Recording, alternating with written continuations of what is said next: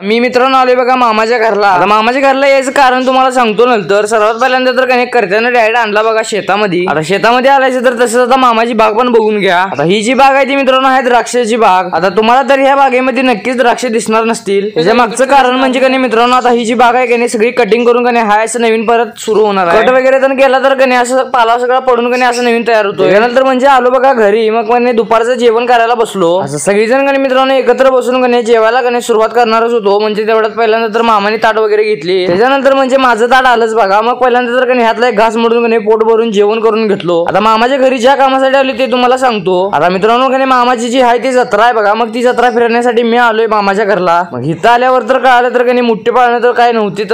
त्यामध्ये इथं असलेले कने एक बारका पाळणा तर बघून कने तिची तिकीट वगैरे तर काढून कने इथं लाईनीमध्ये थांबलो। मग नंबर येईल तसं आलोच बघा पुढं। मग तेवढ्यात म्हणजे कने आता मी ज्या पाळण्यात बसलोय त्या पाळण्याचं जर तुम्हाला नाव माहित असलं तर मला एकदा नक्की कमेंट मध्ये तुम्हाला सांगायला लागतंय। आणि मित्रांनो पेजला आता फॉलो करायला नक्की विसरू नका, कारण की आता 4000 फॉलोअर्स लवकरच कंप्लीट होणार आहे। त्या पाळण्यामध्ये बसून झाल्यावर मग आलो आणि पिलो मित्रांनो फालुदा पिऊन कने मित्रांनो मग आलो घरी।